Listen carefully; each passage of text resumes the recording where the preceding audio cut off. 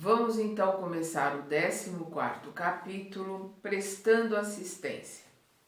Meus companheiros de missão pareciam menos interessados em seguir o caso Dimas durante a noite, inclusive Jerônimo, reservando-se para a continuidade do esforço no dia imediato, quando nos caberia transportá-lo até o abençoado abrigo de Fabiano. Não se verificava o mesmo quanto a mim. Desembaraçando-me dos laços físicos no outro tempo, não consegui efetuar observações educativas para o meu acervo de conhecimentos. O choque sensorial no transe, para a minha personalidade ainda desatenta ante as questões do espírito eterno, impedira-me a análise minuciosa do assunto. Agora, porém, a oportunidade poderia fazer mais luz em minha alma quanto à posição dos recém-desencarnados antes da inumação do envoltório grosseiro. Expondo ao assistente o meu propósito de aprender, recebi dele a mais ampla permissão. Poderia visitar a residência de Dimas à vontade, lá permanecendo durante as horas que desejasse. A aquiescência de Jerônimo enchia-me de prazer. Não só pela ocasião de enriquecer-me na esfera prática, mas também porque o fato em si era bastante expressivo. Pela primeira vez, um companheiro de trabalho, com autoridade suficiente, concordava com o meu desejo de humílimo operário. O consentimento, portanto, representava preciosa conquista, constituía a liberdade instrutiva com a responsabilidade de minha consciência e a confiança de meus superiores hierárquicos. Deixando a casa transitória em plena noite, vi-me em breve no ambiente doméstico, onde o amigo se desfizera dos elos da matéria mais espessa. Entrei. A casa enchia-se de amigos e simpatizantes, encarnados e desencarnados. Não se articulavam quaisquer serviços de defesa. Notei que havia trânsito livre pelos grupos de variadas procedências. Em recuado recanto, ainda ligado às vísceras inertes pelo cordão fluídico prateado, permanecia Dimas no regaço da genitora, ao pé de dois amigos que cuidadosos o assistiam. A nobre matrona reconheceu-me comovida, apresentando-me aos companheiros presentes. Um deles, Fabriciano, acolheu-me prestativo, interessando-se pelos informes atinentes ao desenlace. Relatei-lhe os trabalhos pormenorizadamente. Em seguida, o interlocutor passou a explicar-se. Sempre tive por Dimas sincera admiração pelo proveitoso concurso que soube oferecer-nos. Integro a comissão espiritual de serviço que vem atendendo aos necessitados por intermédio dele nos últimos 6 anos. Foi sempre assíduo nas obrigações, bom companheiro, leal irmão. Surpreso com as referências, indaguei.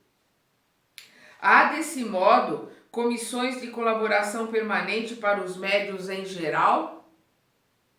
Não, me reporto à generalidade, redarguiu o interlocutor, porque a mediunidade é título de serviço como qualquer outro. E há pessoas que pugnam pela obtenção dos títulos, mas desestimam as obrigações que lhes correspondem.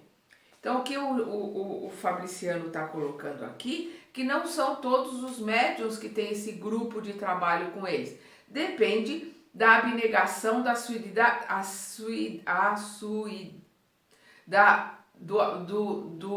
do tempo que o médium se dedica, da dedicação, da boa vontade, do comprometimento. Essa é a palavra correta. Do comprometimento do médium com o grupo de trabalho ao qual ele está se vinculando e prestando assistência, dando a sua mediunidade como préstimos, né? E a grande maioria não quer ter esse comprometimento. Essa que é a grande questão. Gostariam, por certo, né, é o que ele coloca aqui. E há pessoas que pugnam pela obtenção dos títulos, mas desestimam as obrigações que lhes correspondem. Gostariam, por certo, do intercâmbio com o nosso plano, mas não cogitam de finalidades e responsabilidades.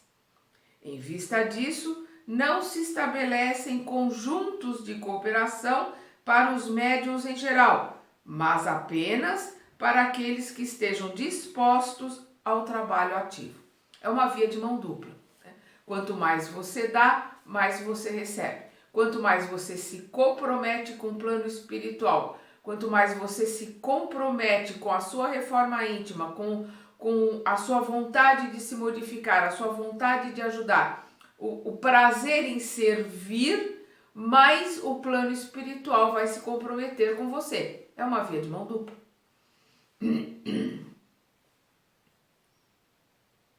Há muitos aprendizes que não ultrapassam a fronteira da tentativa, da observação. Desejariam o caminho bem aplainado, exigindo a convivência exclusiva dos espíritos genuinamente bondosos. Experimentam a luta construtiva por meio de sondagens superficiais e a primeira dificuldade, abandonam compromissos assumidos. Querem ter só, né, o contato com espíritos elevados. É uma questão de sintonia. Se nós estivermos em sintonia com os espíritos elevados, ou seja, no nosso orar e vigiar, no nosso comprometimento com o aprendizado, na nossa reforma íntima, na nossa mudança, por similaridade, né, por afinidade, estaremos em contato com espíritos melhores, com espíritos mais elevados. Mas a nossa realidade é de altos e baixos, né? A gente vai sinuosamente mudando o estágio de caída e elevação. Caída e elevação. Eu costumo brincar que nós somos vagalumes, né? De vez em quando acende, apaga. Acende e apaga. Esse é o nosso normal. Aqui nesse planeta não estamos bons. Nós não somos bons. Nós cansamos do mal, é diferente. Nós estamos buscando o caminho para sermos bons. E isso que nós precisamos entender.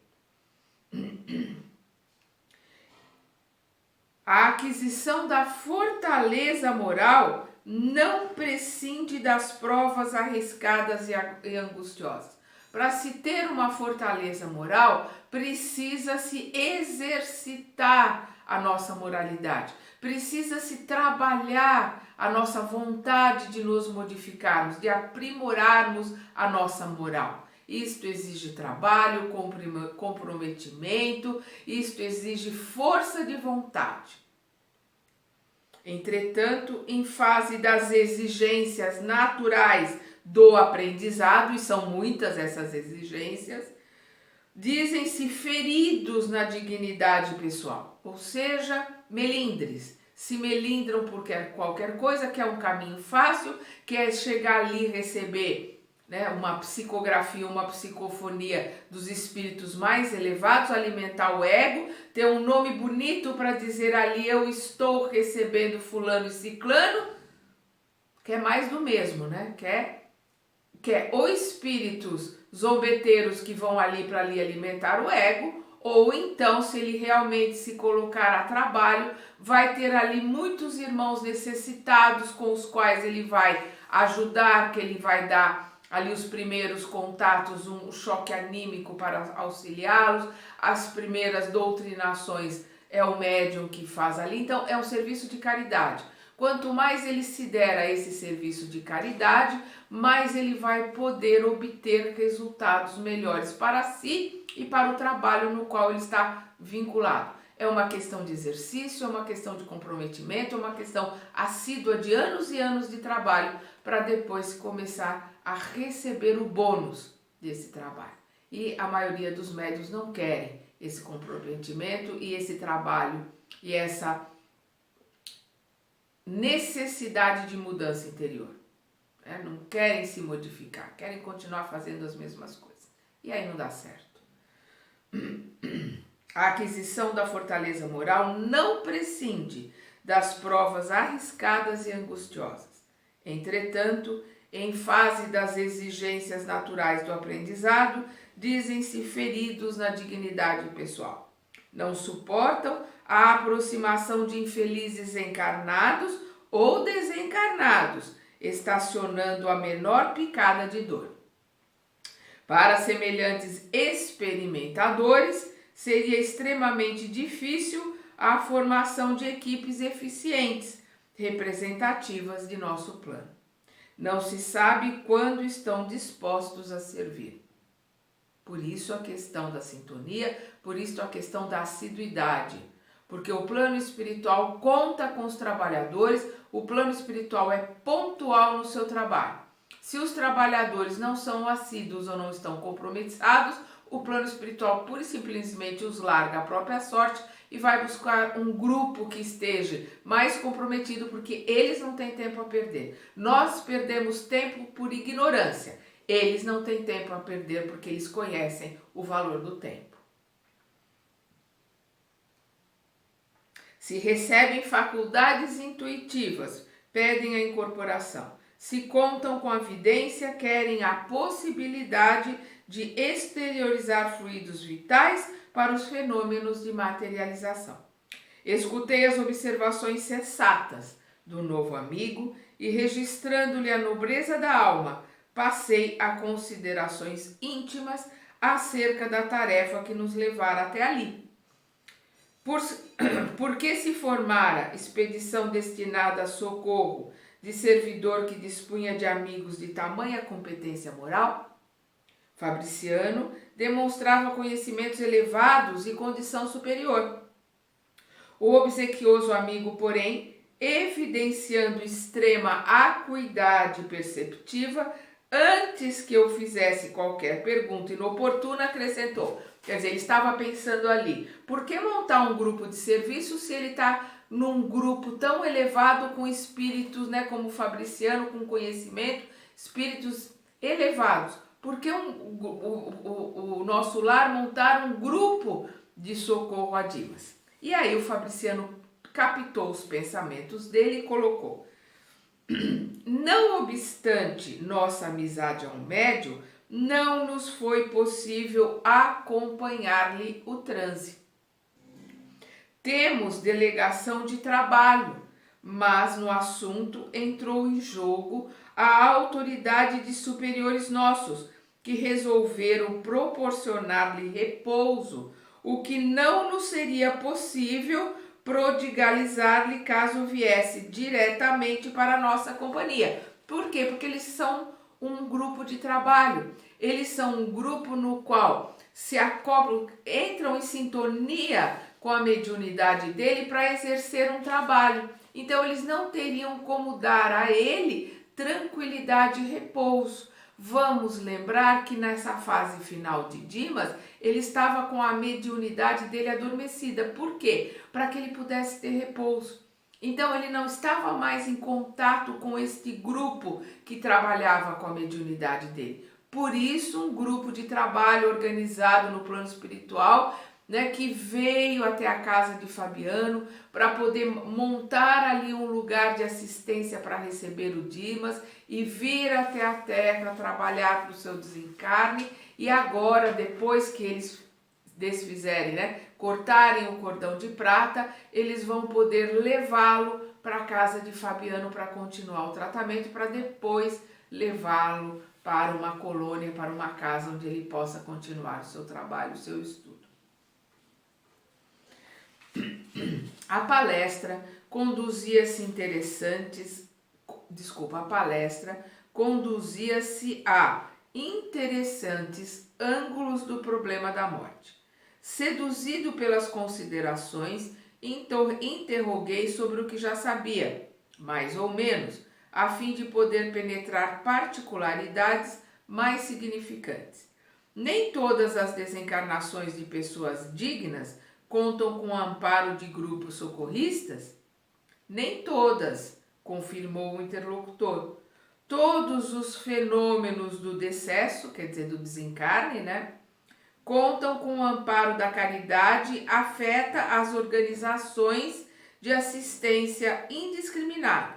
No entanto, a missão especialista não pode ser concedida a quem não se distinguiu no esforço perseverante do bem. É merecimento. Só recebem a assistência assim programada, uma assistência assim tão apurada, uma dedicação tão grande àqueles que tiveram merecimento por se dedicarem ao bem. Todavia, objetei curioso, tangendo a corda que mais me interessava no assunto, não há casos de criaturas essencialmente bondosas que se libertam dos laços físicos, mais ou menos entrosados em comissões de serviço espiritual de natureza superior, sem que haja missões salvacionistas previamente designadas para socorrê-las? Após breve pausa, acrescentei para fazer-me mais claro. Vamos que Dimas estivesse em ligação recente com a sua comissão de trabalho e desencarnasse sem o cuidado de um grupo socorrista. Seria deixado à mercê das circunstâncias? Riu-se Fabriciano com franqueza e retrucou. Isso poderia acontecer. Vou repetir. Isso poderia acontecer. Temos precedentes. De maneira geral, ocorrem semelhantes casos com os trabalhadores aflitos por conseguir, de qualquer modo, a desencarnação, alegando necessidades de repouso, ou seja, aqueles que se suicidam inconscientemente, aqueles que querem a morte a qualquer custo, colocando que precisam descansar, ou porque querem partir para o plano espiritual, porque estão desanimados, estão desacorçoados com o plano da Terra, aquele famoso para que eu quero descer, isso é suicídio inconsciente, porque ele não vai realizar o suicídio de forma direta, mas aos poucos, todos os dias ele está se matando, e aí ele não vai ter direito a uma assistência na hora do desencarne. É isto que o Fabriciano está colocando. Muitas vezes, no fundo, são criaturas bondosas, mas menos lógicas e pouco inteligentes. Na semana finda, por exemplo, observamos um caso dessa natureza. Respeitável senhora, jovem ainda, pelas disposições sadias que demonstrou no campo da benemerência social, foi ligada à dedicada corrente de serviço, organizada por amigos nossos. Verificando-se, contudo, pequenas rusgas entre ela e o esposo, e tendo conhecimento da imortalidade da vida além do sepulcro, desejou a pobre criatura ardentemente morrer. Então ela desejava o tempo todo morrer, e ela emite este comando para as suas células. É um assassinato de si mesmo, é um suicídio, é inconsciente, mas ela está colocando para as suas células que ela quer morrer. Tolas leviandades do marido bastaram para que maldissesse o mundo e a humanidade. Não soube quebrar a concha do personalismo inferior e colocar-se a caminho da vida maior. Pela cólera, pela intemperança mental, criou a ideia fixa de libertar-se do corpo, de qualquer maneira, embora sem utilizar o suicídio direto, mas utilizou, é claro, o suicídio indireto, através do comando mental para o corpo de que ela queria morrer. Conheci os amigos espirituais a que se havia unido, mas, longe de assimilar-lhes ajuizadamente os conselhos, repelia-lhes as advertências fraternas para aceitar tão somente as palavras de consolação que lhes eram agradáveis, dentro as admoestações salutares que lhe endereçavam. E tanto pediu a morte, insistindo por ela entre a mágoa e a irritação persistentes, que veio a desencarnar em manifestação de icterícia complicada com simples surto gripal. Então, uma simples gripe fez com que ela desencarnasse, porque ela estava dando o comando para o corpo, para as suas células, de que elas entrassem em processo de desencarne. Por quê? Porque ela queria morrer.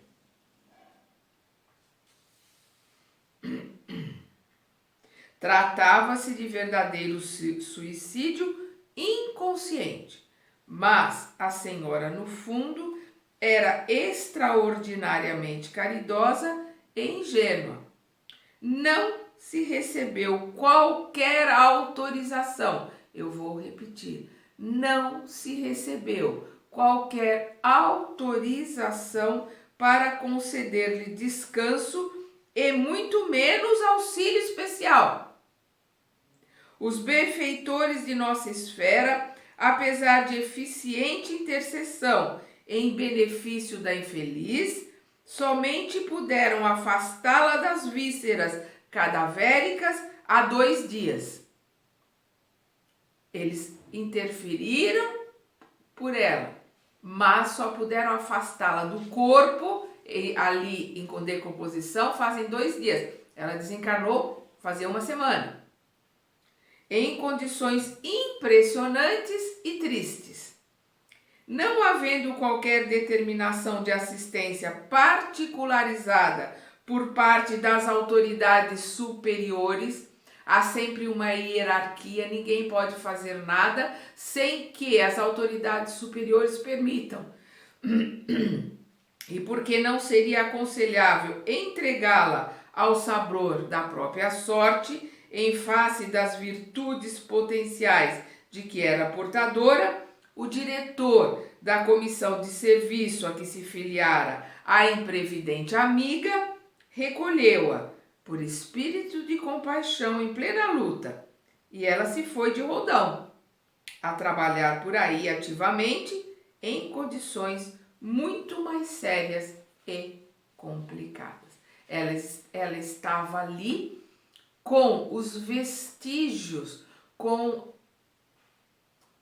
os miasmas dos seus pensamentos, da sua vontade de morrer, os resquícios que qualquer suicida tem, porque o suicídio inconsciente não deixa de ser suicídio. Então a reação a essa ação dela imprevidente, ela vai ter que arcar. E os espíritos que estão ali em volta, por mais que a amem, por mais que queiram ajudá-la, não recebem autorização, não podem ajudá-la, porque ela vai ficar ali recebendo a reação da atitude, do pensamento e dos sentimentos que ela mesma desenvolveu. A elucidação atingira-me fundo, informara-me sobre o que desejava. A lei divina, de fato, perfeita em seus fundamentos, é igualmente harmoniosa em suas aplicações. Fabriciando, estampando belo sorriso, aduziu: não frutifica a paz legítima sem a semeadura necessária. Não frutifica a paz legítima sem a semeadura necessária. Ninguém vai colher paz se não semeou paz. Ninguém vai colher a paz do outro, como ninguém vai colher a dor que o outro semeou. Cada um vai colher conforme a sua semeadura. E vamos lembrar, a semeadura, ela é opcional. A colheita não, a colheita é obrigatória.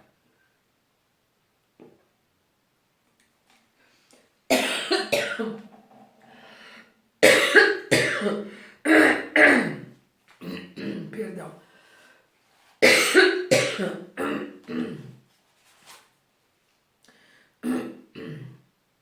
Alguém, para gozar o descanso, precisa, antes de tudo, merecê-lo. As almas inquietas entregam-se facilmente ao desespero, gerando causas de sofrimento cruel. As almas inquietas se entregam ao desespero. O desespero, o medo, a depressão, a intranquilidade são geradas pelo medo, que são a arma dos nossos irmãozinhos instigantes. Quem se deixa levar por esse tipo de sentimento acarreta para si as reações dessa semeadura e ninguém vai poder colher por eles. Eles vão ter que colher até o último ceitil, como diz Jesus. Pagar, né, até o último ceitil. Logo após, contemplando o recém-desencarnado, como a indicar que deveríamos centralizar todo o interesse da hora no bem-estar dele, considerou, acariciando-lhe a fronte: nosso amigo repousa agora, terminada a tormenta das provas incessantes. Está enfraquecido o pobrezinho. A sensibilidade posta a serviço da obrigação bem cumprida castigou-lhe a alma até o fim. Todavia, plantou a fé, a serenidade, o otimismo. Então, se ele plantou a fé, a serenidade e o otimismo, é o que ele vai colher: serenidade, otimismo, paz. Plantou a fé, a serenidade, o otimismo e a alegria em milhares de corações, estabelecendo sólidas causas de felicidade futura. Por enquanto, permanecerá na posição de ave frágil, incapaz de voar longe do ninho. Felizmente, aventou a genitora satisfeita. Vem melhorando de modo visível. Os resíduos que o ligam ao cadáver estão quase extintos. Relanceou o olhar pelos ângulos da modesta residência e acrescentou: se fosse possível receber maior cooperação dos amigos encarnados, ser-lhe-ia muito mais fácil o restabelecimento integral.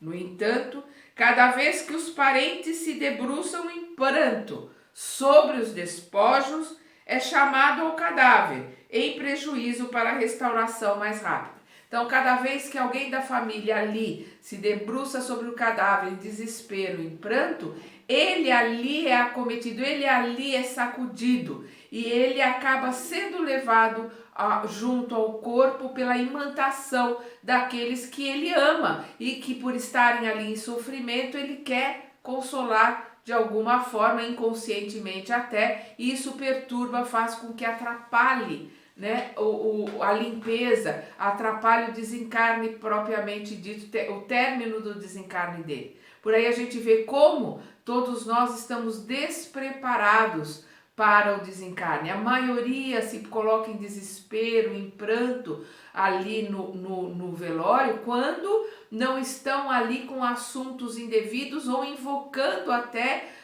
pessoas mortas, contando causos, né? Que isso atrapalha, nós vamos ver aqui para frente, atrapalha muito. É irresponsabilidade, infantilidade nossa, por desconhecimento, né?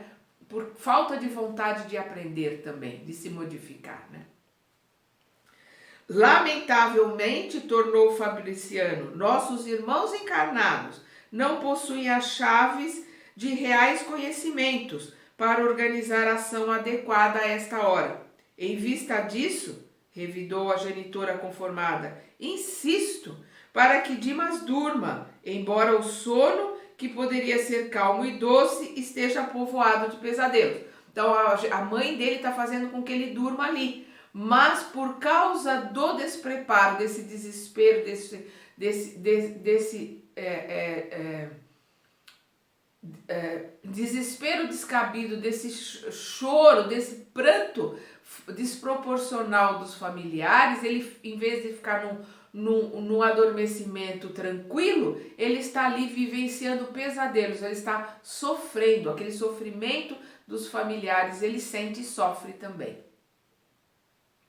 Diante da surpresa que me absorvia, o companheiro apressou-se a esclarecer-me. As imagens contidas nas evocações das palestras incidem sobre a mente do desencarnado, mantido em repouso depois de rápido mergulho na contemplação dos fatos alusivos à existência finda. Então, tudo aquilo que é falado, tudo aquilo que é comentado, tudo aquilo que é sentido ali naquele velório, e depois do enterro, a alma ali do desencarnado, agora espírito, né? Porque a alma é enquanto está encarnado, ele vai sentir cada lembrança, ele vai sentir cada emoção. É isso que ele está aqui colocando. Não somente as imagens, né? Quer dizer, ele sente, ele vivencia não somente as imagens que os que estão ali em volta estão evocando, estão comentando, estão falando. Por vezes, nossos amigos presentes, fecundos nas conversações sem proveito, exumem em tamanho calor a lembrança de certos fatos que trazem até aqui alguns dos protagonistas já desencarnados. Então, eles realizam evocações, eles trazem ali protagonistas de assuntos, de casos, né, que já desencarnaram, são trazidos até ali pelos encarnados que estão ali batendo língua irresponsavelmente. Se as pessoas tivessem um pingo de respeito, um pouco de conhecimento, ficariam ali o tempo mínimo para fazer orações e emanar para o desencarnado energias boas para o seu fortalecimento. As afirmações ouvidas incitaram minha curiosidade. Fabriciano, entretanto, desejando prodigalizar minha experiência direta, aconselhou: espere alguns minutos na sala contígua, onde os despojos recebem a visitação. Obedeci. O velório apresentava o aspecto usual: flores perfumadas, semblantes sisudos e conversações discretas. Ao pé do cadáver, propriamente considerado, os amigos sustentavam reserva e circunspecção. A poucos passos, todavia, davam-se asas ao anedotário vibrante sobre o amigo em trânsito para, abre aspas, o outro mundo, fecha aspas. Pequenas e grandes ocorrências da vida do morto, né, entre aspas, eram lembradas com graça e vivacidade. Acerquei-me de roda compacta em que se falava a respeito dele. Certo rapaz dirigiu-se a cavalheiro muito idoso, perguntando: coronel, recebeu a conta? Por enquanto não, respondeu o velhote interpelado, preparando fumo de rolo para cigarro à moda antiga. Mas não me preocupo pela demora. Dimas foi sempre bom camarada e os filhos não olvidarão o compromisso paterno. Não esquecerão, né, do compromisso paterno. Questão de tempo. Interessado em ressaltar as qualidades distintas do falecido, né, entre aspas, as qualidades distintas do falecido, e revelando suas boas disposições de historiador municipal, prosseguiu: Dimas era um homem interessante e excepcional. Sempre lhe invejei a serenidade. Em matéria de prudência, raras pessoas conheci semelhantes a ele.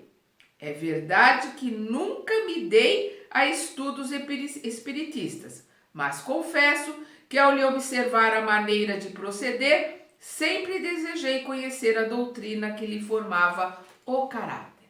Então nós vemos que sempre as pessoas mexem, as pessoas ensinam, as pessoas cutucam as outras pelo exemplo. Nós vemos aqui esse senhor colocando que nunca se interessou pelo espiritismo, mas tinha curiosidade por causa da formação de caráter, por causa do caráter firme, por causa da presença, da fé, da bondade, do caráter de homem de bem, como nós vemos lá no Evangelho segundo o Espiritismo. O homem de bem que era o Dimas. Então nós vamos ver ele aqui comentando e começando a relatar causos, né, acerca do Dimas. Vamos ver isso na segunda parte deste capítulo.